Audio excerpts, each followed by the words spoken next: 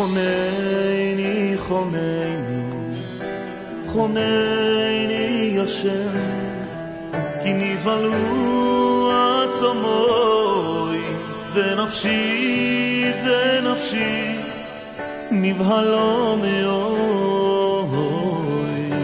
חונני, חונני, חונני השם, כי נבהלו עצמוי, ונפשי, ונפשי, נבהלו מאוד. ואתו השם, ואתו השם, ואתו השם עד מוסאי, ואתו השם, ואתו השם, ואתו השם עד מוסאי. Bishut Moray Verabotai, avec la permission d'Hachem, je voudrais ce matin vous parler un peu de la paracha de Shoftim. La paracha de Shoftim, c'est une paracha, elle part de cette paracha-là de l'importance qu'un juif, il doit avoir des juges et la police chez lui. Ah, maintenant, en général, on sait très bien que la Torah, elle n'a pas besoin de me dire qu'il faut avoir la police qu'elle garde. C'est normal, c'est une chose qu'elle est tout à fait normale. Il faut avoir la police. S'il n'y a pas la police, c'est grave. Pourquoi la Torah, elle vient me parler de la police? Il faut émettre des policiers dans la ville, il faut avoir des juges qui jugent. C'est quelque chose qu'on va essayer de comprendre. D'ailleurs, il y a un lien avec la paracha de Matot. Dans la paracha de Matot, c'est écrit, Akadosh Baruch Hu dit à Moshe Rabbeinu, parle au Raché à Matot, parle au chef des tribus, et dis-leur qu'ils fassent attention à ce qui sort de leur bouche. Et ce qui sort de leur bouche, il faut l'accomplir. Ça veut dire que de là, on comprend une chose, parce que beaucoup de fois, il y a des gens qui jurent. Ah, je jure. Vous savez que mon père, la lui disait que la parole d'un juif, c'est un serment. Un juif, il parle. C'est pourquoi la parole d'un juif, c'est un serment? Parce que moi, je pense comme ça. Je pense parce que lorsqu'Akadosh Baruch Hu a créé l'homme, il l'a créé par sa bouche. Akadosh Baruch Hu, il a soufflé un soufflement de vie dans le corps de l'homme. Donc ça veut dire, lorsque l'homme, il parle, c'est quelque chose de plus qu'il a ce que l'animal n'a pas. Hein, d'accord? L'animal, il peut crier, il peut, je sais pas moi, il peut faire des gestes, mais parler, il peut pas parler. Et la parole, c'est quelque chose de divin. La parole, c'est quelque chose, c'est pas tout le monde qui peut parler, c'est un homme qui peut parler. Donc c'est ça la force qu'il a donnée à Akadosh Baruch Hu à l'homme, et l'homme, c'est, la parole, c'est la vie. La parole, c'est la vie. Donc en plus, l'homme, il a eu ce soufflement, la vie d'Hachem, et quand Hachem est immortel, alors il a donné un peu de sa vie à l'homme. Alors puisque tu as un peu de toi, de Dieu, alors fais attention à ce qui sort de ta bouche. Ah, tu fais attention à ce qui sort de ta bouche, parce que quelque chose t'a fait des soufflements à travers ta bouche. Alors ça veut dire que ta bouche, pour toutes les générations, elle est sainte, alors fais attention. Et à Akadosh Baruch Hu, à qui s'adresse? Akadosh Baruch Hu s'adresse au chef de tribu. Et pourquoi Hachem s'adresse au chef de tribu de faire attention lorsqu'ils jurent, lorsqu'ils font un éder, lorsqu'ils font un serment, qu'ils respectent ce qu'ils disent? Pourquoi? Comme ça, les gens, ils apprennent d'eux. Parce que, imaginez, un rabbin, un chef, un qui représente les Juifs, tout ils disent, sur la vie de mon père, sur la vie de ma mère, sur la Torah, sur ma vie. Et après, tu vois, il n'accomplit pas ce qu'il fait. Ah, c'est grave. C'est grave. C'est très grave. Vous savez que ce mitzvah de jurer avec le nom de Dieu, mais ça, c'est rien que les rabbanim qui le disent. Mais Hashu Shalom, à l'époque, ils le faisaient. À l'époque, même ce mitzvah de jurer avec le nom de Dieu, au bout du Shmeon. Mais c'est pas tous. C'est pas n'importe quel serment tu jures. Enfin, aujourd'hui, ils disent sur la vie du bon Dieu. C'est péché, ça. Et oui, je me rappelle au Maroc, des gens qui parlaient comme ça, sur la vie du bon Dieu. Haram, c'est péché de jurer comme ça, de jurer sur le nom de Dieu. Haram. Il faut que les rabbanim, ils te disent. Donc, on voit que les chefs, ils sont symboliques. Parce que des chefs, on apprend des choses. Maintenant, on voit que la paracha Shoftim, La Torah, elle te dit, Shoftim v'shoftim titelecha bechol sha'arecha. Il faut avoir des shoftim, des juges, et la police, il faut les mettre dans toutes les portes de ta ville. Mais maintenant, la question se pose, mais on sait qu'une ville sans police, une ville où il n'y a pas de juge, l'Aïstar, Hachem Ishmo, c'est la fin de la ville. C'est quoi? Qu'est-ce que vraiment la Torah elle veut nous dire par là? C'est quoi l'enseignement? Alors, il y a Hachamim qui veut nous dire que le corps, c'est lui, la comparaison de Shlomo Melech, il dit que le corps humain, on compare le corps humain à une ville. Vous savez que on a calculé avec mon fils que si on prend le corps humain, ici, on le déchiquette et on l'étale, c'est des centaines c'est des milliards de kilomètres. Ça veut dire, si on fait le calcul, mais je comprends pourquoi l'homme, on l'appelle Olam. On appelle l'homme, on l'appelle un monde.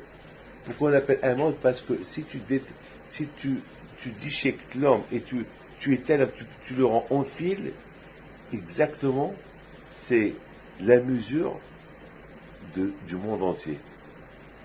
C'est la folie. Quand je crois qu'il a créé l'homme d'une manière que, même si c'est un bébé, l'homme, il a la mesure, il a la taille du monde entier. Pour te rappeler que Hachem, il a créé le monde pour l'homme. À quoi il sert le monde s'il n'y a pas l'homme? Même s'il n'y a que le Dieu et le monde, à quoi ça sert? Avec qui Dieu va parler? À quoi sert un roi sans peuple? À quoi sert un roi sans pays? Regardez, il y a beaucoup de rois exilés. Et ils se prennent pour un roi. Mais le roi de qui? De l'ex-Hongrie ou l'ex-Romain. C'est un ex. Il n'a plus de peuple, il n'a plus de roi. Il n'a plus de pays. Même à Kadosh Baruch Hu, donc, il a lui, et la Torah, et le monde, et alors, qui va le servir? Qui va étudier cette Torah? Qui va le vénérer? Sur qui va être roi? C'est qui son peuple? Donc, Akadosh Baruch Hu, il avait besoin de créer l'homme. Et parmi les hommes, il a créé encore d'autres hommes. Et donc, parmi ces d'autres hommes, il a créé un Israël. Ce peuple-là que jusqu'à maintenant, on n'a pas abandonné. On n'a pas abandonné Akadosh Baruch Hu. On n'a pas abandonné. Avec tous les problèmes qu'on a, de chaque génération, on n'a pas abandonné. Et pourtant, c'est pas facile. On n'a pas abandonné. On est toujours là avec lui, en train de le surveiller. On le sert. Donc l'homme, c'est un monde. L'homme, c'est une ville. D'ailleurs, Shlomo Melech, il dit, fais attention à ta ville et surveille ta ville, c'est le corps. Surveille ta ville. Parce que comme dans une ville, il y a des rues, des boulevards, des avenues, il y a des feux rouges, il y a tout ce que tu veux. Le corps aussi, il a des boulevards, des avenues, vous savez. Le corps aussi, il y a de tout dans le corps. C'est une usine industrielle, le corps. Donc, quelque part, il faut faire. Donc, Hachamim, ils disent, il faut mettre sur cette ville-là, sur ton corps, il faut mettre la police et les juges qui le surveillent. Parce que l'homme, le matin, il se lève. La tendance de l'homme, c'est d'être libre, oui ou pas? L'homme, il veut être libre. La tendance de l'homme, c'est il veut être libre. Moi, je veux être libre. Je veux faire ce que je veux. Comme un animal, il se lève quand il veut. S'il n'a pas faim, il fait ce qu'il veut. L'homme aussi, il veut faire ce qu'il veut. Il veut pas qu'on lui dise quoi faire. Il veut pas qu'on lui dise, il faut faire une mitzvah, non, il veut faire ce qu'il veut. Il veut vivre comme un. Et entre vous et moi, comment ça s'appelle, le monde en général, ils vivent comme ils veulent. Ils n'ont pas de problème de manger, comme par exemple les Chinois, là où ils sont, on m'a dit que en Asie, ils mangent là-bas même comment ils s'appellent, les serpents, ils mangent là-bas les souris, ils mangent là-bas je sais pas, les chiens, ils mangent les chats, ils mangent les singes. Bon, ils mangent, ça veut dire que eux, ils n'ont pas de problème ils n'ont pas de problème de manger. Bah, ça veut dire qu'il n'y a pas de problème. Nous, les juifs, on a un problème d'éducation. Il faut la synagogue, il faut le mikvé pour la femme. Il faut, s'il n'y a pas de mikvé, ça ne marche pas. Il faut le manger cachère. On a un problème. On ne peut pas habiter là où on veut. On ne peut pas habiter là où on peut pas habiter là où on veut. On ne peut pas. Parce que pour être juif, il faut la religion. Et pour la religion, c'est pas partout où tu peux la faire. C'est impossible. Tu ne peux pas la faire partout. Donc c'est dur, c'est grave. Alors c'est la raison pourquoi le juif, il a des lois très spéciaux. Déjà, on te dit, dès que tu te lèves le matin, sache que tu ne peux pas faire ce que tu veux. Il y a un feu rouge partout. Il y a un feu rouge, Ramzor, il y a un feu rouge. Il y a un stop, il y a un rouge. Il faut que tu t'arrêtes. Dès que tu te lèves, tu ne peux pas toucher n'importe quoi, il faut que tu te lèves les mains. Tu ne peux pas manger, il faut que tu fasses une tiatataïm. Il faut que tu fais bracha. Chaque fois, hop, stop, et stop, c'est péché, il y a un juge, il y a haram, il y a la police qui dit stop. Et le juge, si jamais tu ne fais pas stop, il y a le juge qui te punit. Tu as fait l'avera. Quelle avera? Ben, tu as créé un malach tu vas être puni. Et c'est ça ce que la Torah dit. Shoftim v'shotrim titelecha b'choshe ha'arecha. Dans cette paracha de Shoftim, bien sûr, il faut savoir une chose. Dans cette paracha de Shoftim, on parle du roi. L'importance d'avoir un roi. Alors, d'un côté, la Torah, elle veut qu'on fait un roi. Elle veut qu'on nomme sur nous un roi. Un roi. Un roi, c'est celui qui quelle est la raison, pourquoi Akadosh Baruch Hu, il a besoin qu'on ait un roi? Quelle est la raison? Qu'est-ce qu'Hachem, il a besoin qu'on ait un roi? On peut avoir des shoftim, des shotrim, on peut avoir la police et les juges qui surveillent la ville, qui dictent la halakha, et qui nous aident. Maintenant, il y a deux sortes de rois, pardon, il y a deux sortes de police et de juges. Tout à l'heure, on a dit, la police et le juge, c'est la Torah, c'est toi, ou bien c'est la Torah qui te fait un feu rouge, non, c'est péché, non, ne fais pas ça, non, tu peux pas faire ça, et si tu fais ça, il y a un juge qui va te punir.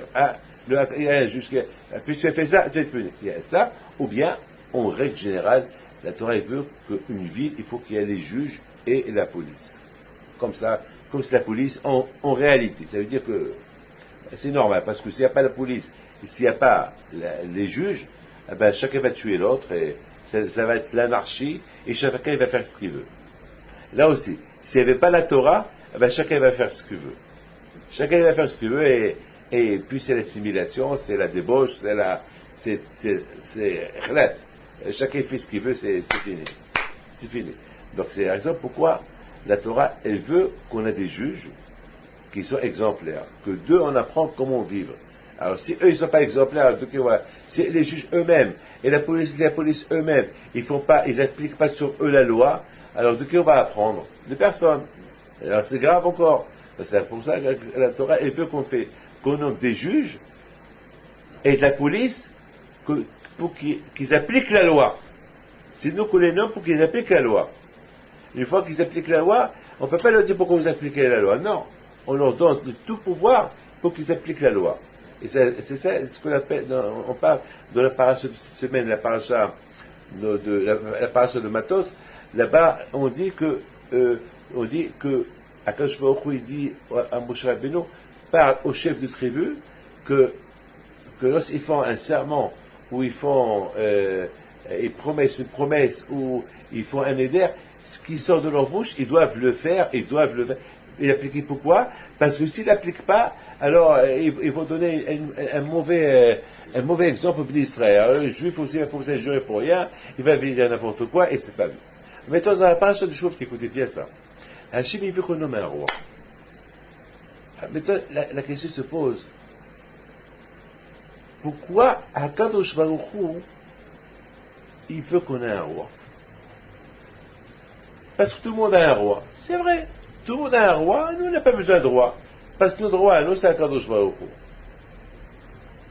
Bien, mais je voudrais pas ordonner. Pour moi, ça aurait été plus impressionnant, plus important, c'est par exemple, on n'avait pas des rois. Parce que on serait habitué qu'on a des rabbins, on a des juges, et on a la police, et nous-mêmes, on est policiers. La Torah, c'est la police et le juge qui nous guide. Mais un roi, un titre de roi, n'a pas besoin. Parce que la Torah est dit de Shoftim, il faut nommer sur toi un roi, un roi juif parmi tes frères, et après il faut que ce roi aussi, il faut qu'il soit religieux, il faut qu'il ait un Sefer Torah, il faut qu'il ait 2 Sefer Torah, un chez lui, un dans ses trésors. Parce que toujours le roi il est riche, donc il ne faut pas que lorsqu'il ouvre ses coffres, il voit toutes ces Torahs-là, ça va lui monter à la tête, lorsqu'il va se faire Torah là-bas, il va se calmer. Et en plus la Torah lui dit, fais attention, il faut pas, ne pense pas qu'à l'argent, ne pense pas qu'à s'enrichir, elle pense un peu parce que tu es exemplaire. Si les gens te voient et que tu penses qu'à t'enrichir, alors les gens vont pas aller à l'Yeshiva, les gens ils vont rester chez eux, ils vont travailler, et qui va étudier la Torah. Mais moi, ce que j'ai pas compris, alors, et en plus, la Torah, elle dit, Velo Yarom les babos. C'est pas Velo Yarom les babos. Il faut pas qu'il arrive à être orgueilleux. Pourquoi? Parce qu'à force de faire les guerres, gagner les guerres, avoir le butin, être millionnaire, milliardaire, le kavod, après il va devenir puissant, comme les César, comme Napoléon, il va devenir orgueilleux, il va même oublier qu'il a un roi sur lui, qui est Dieu. Donc la Torah, elle dit, attention, n'oublie pas, je suis là. C'est pas parce que tu es roi, ça y est. Non, je suis là. Je suis là. Moi, je comprends pas pourquoi, mais Akash il a voulu qu'on ait un roi. Je sais pas, j'ai pas compris. Le contraire, est-ce qu'il est mieux que la Torah? Avec la Torah, on devient autonome avec la Torah. Mais je vous dis, moi je suis seul à la maison. Il n'y a personne qui me voit. Vous imaginez que je vais fauter? Pourquoi? Parce que la Torah c'est mon policier. Elle me surveille. Et il y a un juge. C'est quoi le juge? C'est la punition. Je sais si je transgresse la Torah, je vais être puni. La Torah c'est mon policier. En plus, il y a quand je vois un roi à la maison. C'est mon Dieu. Du matin au soir, on se fait des brachot que je me dis, Baruch ata Hashem, Elokeinu melech haolam. Béni soit-tu Hashem, roi. Donc, on sait que Hashem c'est le roi. Donc, pourquoi j'ai besoin d'un roi? Pourquoi j'ai besoin d'un roi? On a des rabbins, on a des juges, on a la Torah, on a la police, mais pourquoi David Ameler, Shlomo Ameler, Shaul Ameler? Quelle est la raison? Quelle est la raison que je dois avoir un roi? Quelle est la raison? Vous savez, Rabotai, mes amis, je vais vous raconter une histoire sur Rabbi Chaim Pinto alav shalom. On approche la Eloula de Rabbi Chaim Pinto, et je vais vous raconter un des miracles que j'ai vu de Rabbi Chaim Pinto alav shalom ici à Paris, il y a 2 semaines. Il y a un monsieur qui a eu un bébé. Et ce bébé était entre la vie et la mort. Les médecins ne lui ont pas donné grand-chose à vivre. Mais il faut voir les parents comment ils sont venus ici pleurer. Il y a Rabbi Chaim Pinto. Mais la façon comme il disait Rabbi Chaim Pinto, j'ai eu la chair de poule. Je tremblais. J'ai vu qu'ils savent prier mieux que moi. Il priait Rabbi Chaim Pinto. Bisroutra, par ton mérite, à cause de va voir chez les mains, à ce bébé. Il fallait voir comment. Pour les médecins, il a le méningite, pour les médecins, il a toutes les maladies. C'est fini. C'est fini. Première chose, je laisse ça. Même si j'étais en Amérique, il y a un Hassid qui nous aide, qui nous aime, qui veut toujours nous voir. Sa femme est enceinte. Il est plein d'ara. 12 enfants. Grande famille. 12 enfants. Et ils ont fait l'ultrasonde au bébé. Ils ont trouvé à Shemishmor une tumeur à la tête, une tumeur dans les yeux. Un bébé fini. Dès qu'il sort du ventre, ou il va mourir dans le ventre. Mais il faut voir comment la femme, elle a pleuré quand j'étais là-bas. Elle lui dit, je ne sors pas de là jusqu'à que j'ai une promesse. Mais il faut. Alors moi j'ai dit, je ne peux pas te promettre. Non, ce bébé-là, Hachem m'a donné 12, je veux ce 13e. Je le veux. j'ai fait mikvé, je l'ai conçu dans la doucha et dans la sainteté. Pourquoi je dis ça, je décide. Mais ben non. Eh ben, je veux que Hachem décide que ce bébé soit bien. J'ai deux histoires. Et j'étais ému de voir cette femme et son mari, il était là, il était assis. Troisième histoire, en Amérique. Un hassid qui vient. Et, en hiver. Il vient, c'est tout chauve. Et tout perdu. Il a la grave maladie, et les médecins lui ont dit, va, profite un peu de la vie, va voyager un peu. Ouais, il veut en Amérique voir sa famille. Et il a entendu que j'étais là-bas, il vient. Il n'a pas d'enfant. Et lui, il me parle de son problème, et sa femme est venue voir pour avoir des enfants. Alors lui, il la regarde. Il dit, attends, c'est quoi ça? Quel enfant je peux faire? Et il était en plein traitement. Ils lui ont même arrêté le traitement parce que pour eux, c'est fini. Pour la bêtise, c'est fini. Alors elle dit, toi tu demandes ta demande, moi je demande ma demande. Je peux vous raconter des centaines d'histoires comme ça.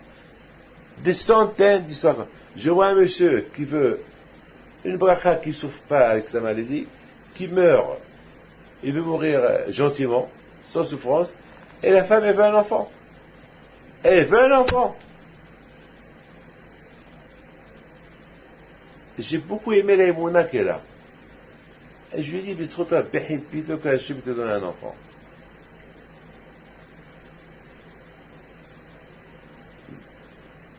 Quelques mois plus tard, je vais en Amérique, je vois un couple que je n'ai pas reconnu. Monsieur qui était là en face, la barbe elle a poussé, les pérottes ont poussé, les cheveux ont poussé, et j'ai rien connu, et la femme elle est enceinte. Et la femme elle est enceinte. Non, je m'excuse. La femme n'était pas enceinte, mais elle sera enceinte. Puisque après elle a dit, maintenant que le mari est guéri, maintenant je veux un bébé. Il m'a montré la feuille. Il m'a dit, regarde-moi cette feuille-là. Voilà toute l'histoire de ma maladie. Voilà lorsque ça a commencé. Voilà lorsqu'on m'a condamné. Et regarde, après que j'étais là chez vous, les numéros, les globules, ils ont commencé à devenir normal. Et voilà, j'ai guéri. Et les médecins, ils disent que, comme si j'ai jamais eu cette maladie dans ma vie. Quant au bébé là-bas, il est resté vivant. J'étais son syndicat la semaine dernière. J'ai pris dans mes bras. Il est vivant au Hachem. Et c'est quoi la troisième histoire que j'ai racontée?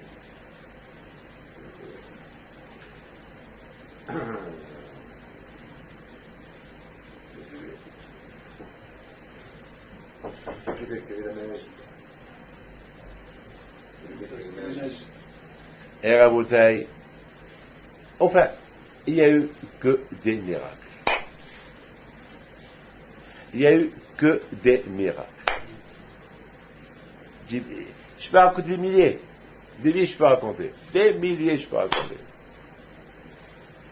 C'est la folie, c'est la folie, c'est la folie, c'est la folie. Je te bats chez mon arabe. Akadosh Baruch Hu, les choses qu'il fait à Akadosh Baruch Hu. Ça, c'est les tzadikim. On appelle les tzadikim les rois. On appelle les tzadikim les rois. Moi, à mon avis, quelle est la différence entre un tzadik et un roi? Un roi. Je prends par exemple Napoléon. Et je prends Rabbi Haim Pinto. Ou je prends par exemple César. Et je prends Rabbi Shimon Bar Yochai. Ou je prends, je ne sais pas moi, Pharaon, le pharaon qui était puissant à l'époque. Et je prends Yosef Hatzadik. Ou je prends Moshe Rabbeinu. Quelle différence? Celui-là, il est roi, et celui-là, il est roi. Maintenant, la différence entre les deux est, celui-là, il est roi, il a un peuple, il a un pays, et celui-là, il est roi sur lui. Aïe!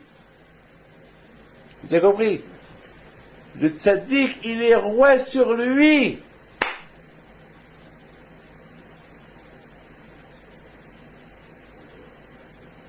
Le tzaddik, il est roi sur son Yitzhara. Il est roi sur ses instincts. Il est roi sur la colère. Qui se met pas en colère. Il est roi sur ses envies. Il est roi sur la jalousie. Il n'est pas jaloux. Il est roi. Il sait se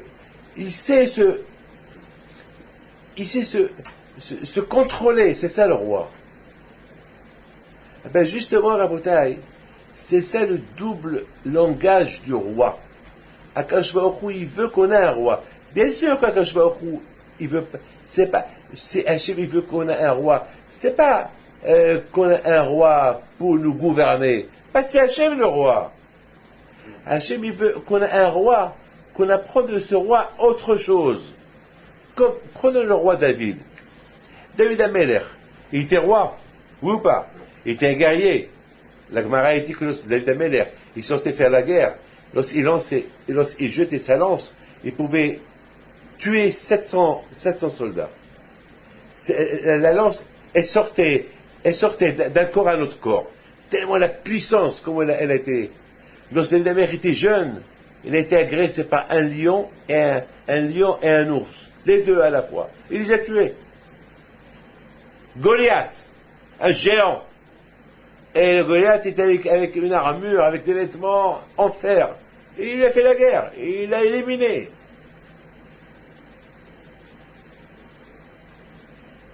Il était fort, David Ameler. Mais lorsqu'on parle de David Ameler dans la Torah, on parle pas de David Ameler autant que héros de la guerre.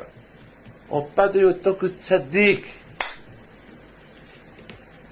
qu'il étudiait la Torah toute la nuit. Il s'occupait du peuple d'Am Israël. On l'insulte, il ne répond pas. On l'a même appelé Mamzer. Un roi, tu l'appelles Mamzer, il ne répond pas. Il ne répond pas, il dit, c'est Hachem qui a voulu. La Gemara dit, il a souffert toute sa vie. La Gemara dit qu'il n'y avait pas un jour que David Ameler n'a pas souffert. Les plus grandes tsarotes, il les a eu, David Ameler. Et jamais il a respecté. Et toujours il disait à Hachem, eh ben je mérite tout ce que j'ai. La Gemara dit que David Ameler, il dormait comme un cheval. Et c'est quoi le sommeil d'un cheval? Quelques minutes, c'est tout. Ça, c'était le sommeil de David Ameler. La Torah dit que David Ameler, c'est pas le matin qui le réveille, c'est lui qui réveille le matin. Parce qu'il se réveillait avant le matin. David Ameler, à minuit, il était déjà debout en train d'étudier la Torah. David Ameler était roi sur ses instincts, roi sur les Tzahara. David Ameler, il a dit, Vili bi halal bikirbi. Et le Tzahara, il est comme un mort dans mon corps. Parce que le Tzahara, c'est puissant. Il a dit, je l'ai tué. Il est mort, il est là. Il est dans mon corps. Parce que le Tzahara, il est dans la tête, il est dans le cœur, dans le cerveau. Allez, fais ça. David Ameler dit, je l'ai déjà tué. C'est ça le roi. Hachem, il veut qu'on a deux symboles, deux exemples de roi. Un roi, c'est la puissance. Un roi, c'est la richesse. Un roi, c'est ça. Un roi. Hachem, il veut dire, mais il y a une autre catégorie de roi. Malché Rabbanan. Tu es tzaddik et roi. Roi sur toi. Pas un roi sur un pays. Un roi sur un public. Un roi puissant. Mais roi sur toi. C'est ça la force. La force, c'est pas être fort et gouverner, la puissance. Non. Être roi, c'est comment tu gouvernes tes instincts, comment tu gouvernes ton Yitzhara, comment tu te gouvernes toi, comment tu te limites, comment tu fais lorsque le Yitzhara te dit de faire une faute, tu ne la fais pas. Tu te préserves, tu ne la fais pas. C'est ça le roi. Vous avez compris? Donc, écoutez, et si Bémet, tu es roi sur toi, alors tu vas sentir Akadosh Baruch Hu. Parce que c'est pas possible que tu sens Akadosh Baruch Hu qui est le roi sur toi, c'est toi déjà tu n'es pas roi sur toi. Comment tu vas sentir Hachem, le roi des rois, celui qui est inconnu, celui pas inconnu, celui qui est invisible, et qui est aussi inconnu? Il y a beaucoup de gens qui ne connaissent pas. Tu parles de Dieu et ils font comme ça. Ou bien un jour ils font ça, un jour ils font ça, un jour ils mettent filé, un jour ils mettent pas de filé, un jour ils mangent caché, un jour ils mangent pas. Alors c'est quoi alors c'est ça le juif, c'est ça ce que tu crains Dieu, c'est ça. C'est quoi le roi? C'est quoi Hachem? Hachem le roi. Alors si tu es roi sur toi, alors tu vas reconnaître qui est ton roi. Par exemple, c'est bien. On dit on dit qu'à Rosh Hashanah, on couronne Akadosh Baruch Hu comme roi. La Torah, les Hachamim disent, quand Hachem dit à Israël, Haskiru lefanai malchuyot. Il faut parler, couronnez-moi à Rosh Hashanah comme roi. Appelez-moi le roi à Rosh Hashanah. Alors moi, je vous pose une question. Pourquoi pendant toute l'année on n'appelle pas le roi? Pourquoi quand on n'appelle pas le roi pendant toute l'année? Pourquoi à Rosh Hashanah on appelle le roi? Hein? Alors? Avec un Rosh Hashanah, tu l'appelles Hachem le roi, et pendant toute l'année, tu n'appelles pas Akadosh Baruch Hu le roi. Non. Parce que toute l'année, tu ne te sens pas toi-même roi. Donc tu ne reconnais pas Akadosh Baruch Hu. Mais lorsque tu fais tes shuvah, lorsqu'à l'approche de Rosh Hashanah, tu as peur du jugement, et tu as peur du Yom Hadin, et tu as peur quelle année va se passer, et tu commences à penser, oh là là, tous les gens que j'ai connus, ils sont morts, et celui-là, il est mort, celui-là, une crise cardiaque, oh là là, moi sur Rosh Hashanah, là, j'ai plein de gens que je connais qui sont morts, hein. Voilà, je vais penser à tous ces gens-là que je connais, à plein de monde que je connais, qui sont partis. Tu vois, et nous, on est encore là-bas, Hachem, il a dit, merci à Kadosh Baruch Hu. Combien de gens que je connais aussi qui sont partis? Voilà un jeune de 42 ans, un chanteur à Marseille, il est mort hier. Il vient chaque année à l'Aïloula, à Marseille, chanter le pauvre. Le pauvre, il s'appelle Moshe Selam. Le pauvre, il est mort. En 2 semaines, il est mort. Il était au mariage Masliach, Théo Masliach, il y a 3 semaines. Je l'ai vu là-bas au mariage, à la synagogue. En 2 semaines, papa, il est mort, et enterré. C'est la folie, ça. Alors, lorsque Rosh Hashanah, il approche, on a un peu peur. Alors, on commence à faire teshuva. Et lorsqu'on fait teshuva, alors, on commence à gouverner nos instincts. On commence à gouverner un peu le tzara. Alors, on devient roi. On devient un peu roi sur notre corps. Et lorsqu'on devient roi sur notre corps, on découvre le vrai roi qui est Akadosh Baruch Hu. C'est pour ça que je vous ai dit, pourvu que chaque jour c'était Rosh Hashanah. Mais étant donné que c'est pas chaque jour Rosh Hashanah, c'est rien qu'une fois dans l'année, Rosh Hashanah, alors au moins faites une bonne teshuva, comme ça vous allez vous reconnaître. Une fois que vous allez vous reconnaître, vous allez voir qu'est-ce que vous m'avez fait, et là vous allez faire qu'est-ce que vous m'avez fait, et là vous allez comprendre. Là vous allez me couronner sur mon roi. Et là vous allez me couronner. C'est-à-dire que vraiment à Rosh Hashanah, on couronne à Kadosh Baruch Hu parce que Bémet, parce que un père, pour que son fils, il écoute, il faut que le fils, il reconnaisse son père.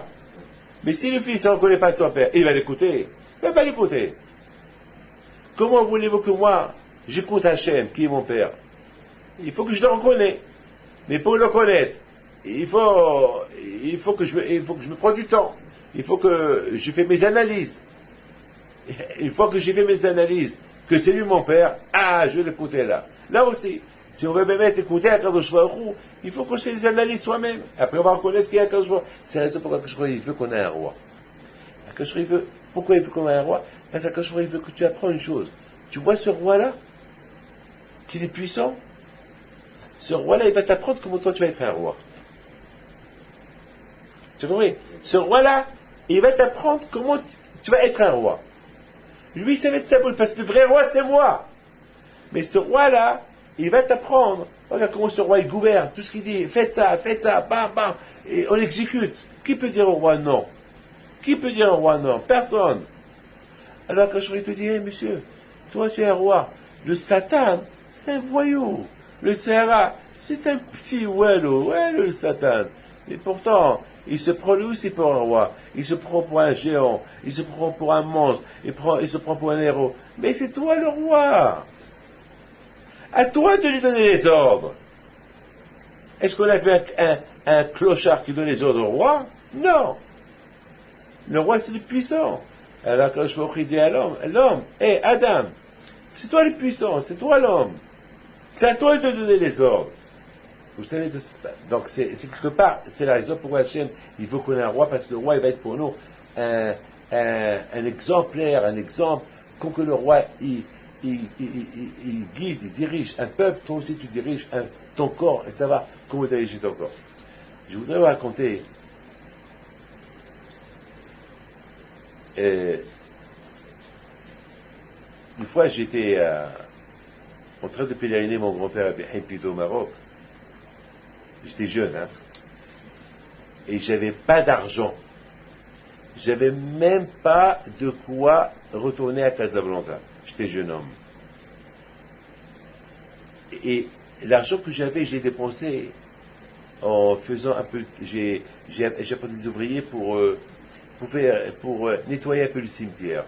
J'étais jeune, j'avais peut-être 27 ans ou 26 ans.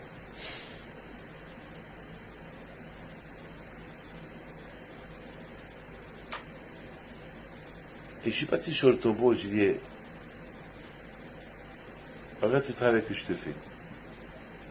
Je me suis oublié de garder un peu d'argent pour moi pour retourner à Casablanca. Tu vas pas me lâcher. Pour toi, 100 ou 200 dirhams, c'est quoi?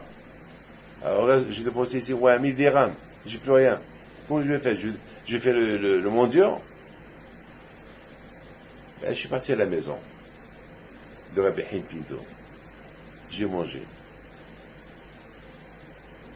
Et à minuit, il y a le bus, la CTM, les cars, qu'il arrive d'Agadir, il fait un stop à Essaouira et il continue vers Casablanca. Je suis parti à la CTM, sans un sou dans mes poches. J'avais Emouna Kadosh Baruch Hu, et je dis à tout le monde au revoir. Je dis à tout le monde, je voyage ce soir. Et je marchais, et je regardais par terre, puis je vais trouver d'argent. Et je dis, Hachem, ne me fais pas honte demain devant les gens qui m'ont dit, qu'est-ce que tu fais là? Puis je vais leur dire, aide-moi. Et j'arrive à la CTM, 1 heure avant que le car il arrive. Et je marche. Minuit moins quart. Et de loin, je vois le car qui arrive. Ouais, il va arriver, il va rester 5 minutes, il va partir. Où je vais aller? Où je vais aller? Et voilà, de loin, je vois un juif. Il est mort, le pauvre. Je ne sais pas si vous le connaissez. Il s'appelle David Leub. Un maigre à Essaouira. Très, très maigre. Il est mort, le pauvre, cette année. Très, très maigre. Il est pauvre. Il était là, il est là cette année. C'était sa dernière fois qu'il est venu, le pauvre. C'est le seul juif qui habitait à Essaouira. Il est très très maigre, David Leub. Il vient avec sa femme, il marche. Et il dit à sa femme, le voilà, le voilà, le voilà. Il pointait sur moi. Moi je vais vers eux. Il me dit, qu'est-ce que tu fais là? Je dis, ben je vais à Casablanca. Et tu as de l'argent? Je lui dis, pourquoi tu poses cette question?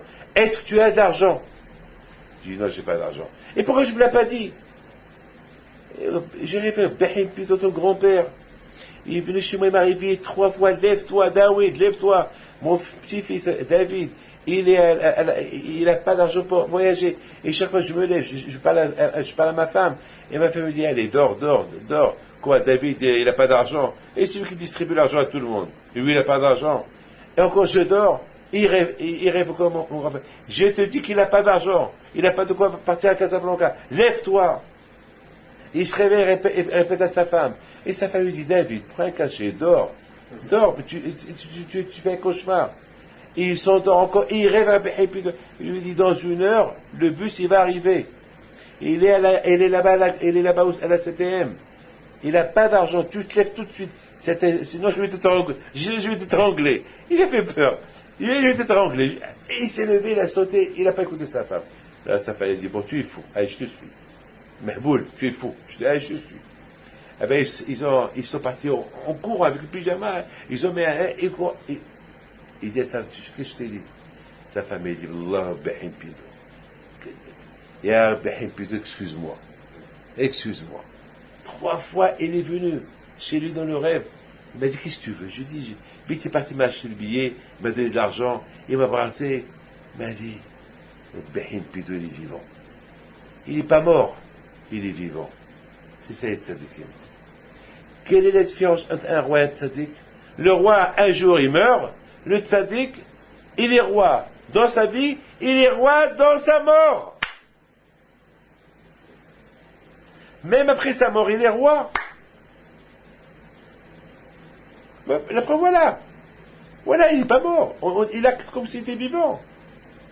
On parle à un mort. On croit qu'on parle à un mort, on parle à un vivant. On ne parle pas à un mort, pas à un vivant. Et voilà, j'ai eu l'argent, j'ai eu le billet, et voilà, j'ai pas raté le bus. Et vous voulez savoir quelque chose de plus? Le cas était complet. Le cas était complet. Il y avait quelqu'un qui se sentait mal. Il est descendu, j'ai pris sa place. Et alors, regarde-moi ça. Comment tu veux comprendre ça? C'est ça le pouvoir du tzaddik. C'est ça le roi. C'est ça le roi. C'est ça le roi.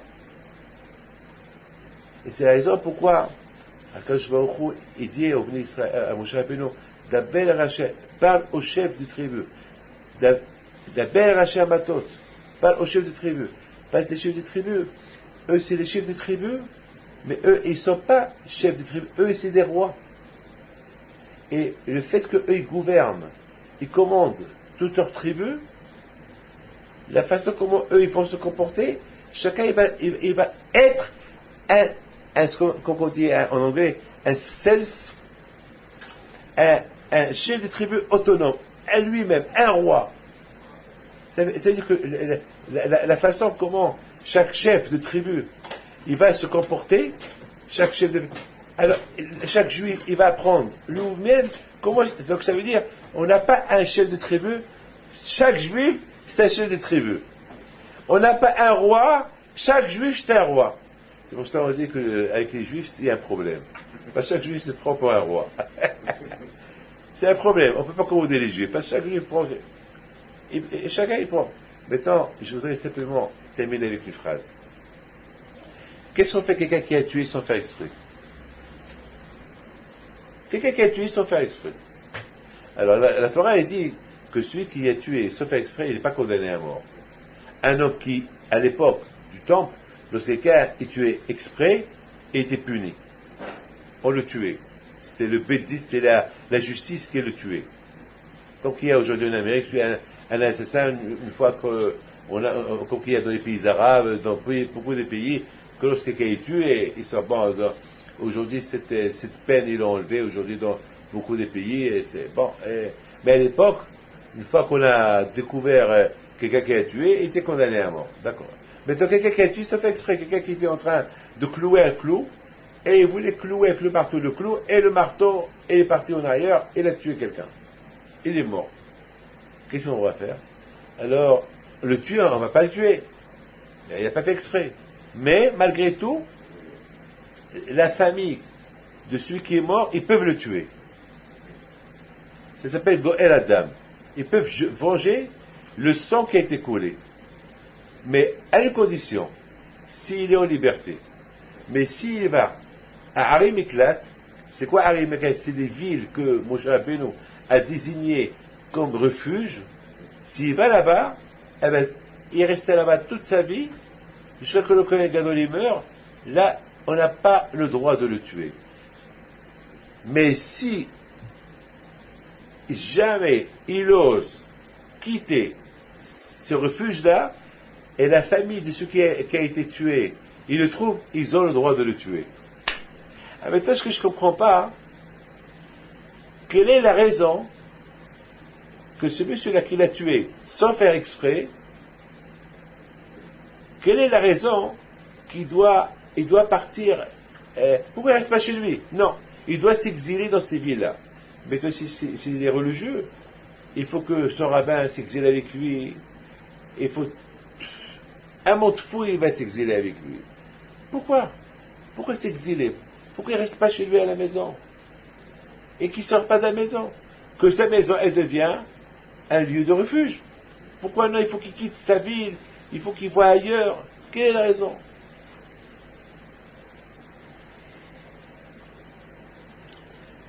Il faut savoir une chose. La Torah dit Vezet va'arotseach asher nushama v'hai. Un homme qui a tué se fait exprès, il peut se sauver dans cette vie-là, c'est dans la parasha Shuftim, et il va vivre. V'hai. On sait que la Torah, elle s'appelle la vie. La Torah, on l'appelle Samahaim. C'est la vie, la Torah. Moi, je sais. Alors, je comprends quelque chose dans la Torah, je suis super heureux. C'est la vie. Il n'y a pas comme la Torah. C'est super. Après 120 ans, on prend rien du tout avec nous. Tout remet, tout reste là. Tu as étudié la Torah, c'est ce que tu prends avec toi. Rien, on ne prend rien, rien. Par contre, il faut en faire de l'argent pour faire des mitzvot et c'est tout.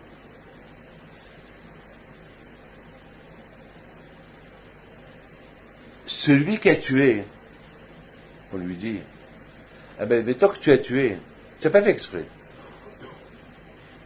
Il faut t'exiler.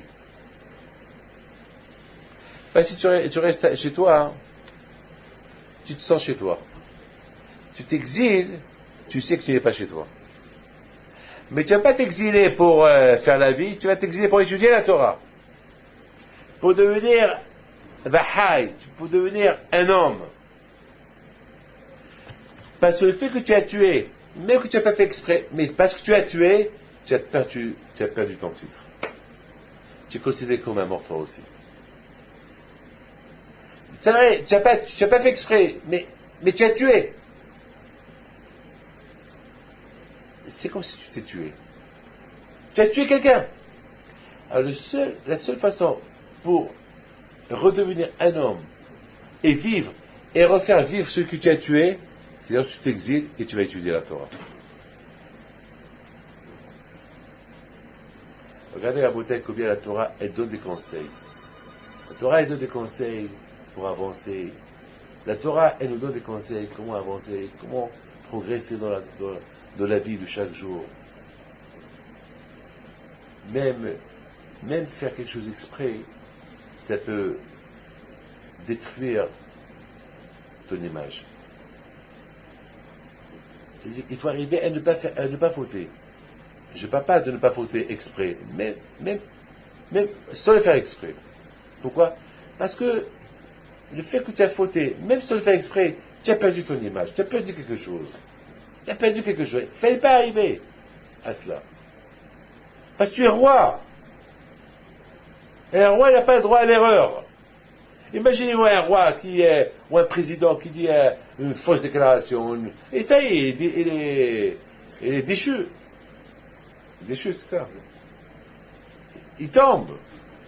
Oui, il ne peut pas. Il n'a pas le droit à l'erreur.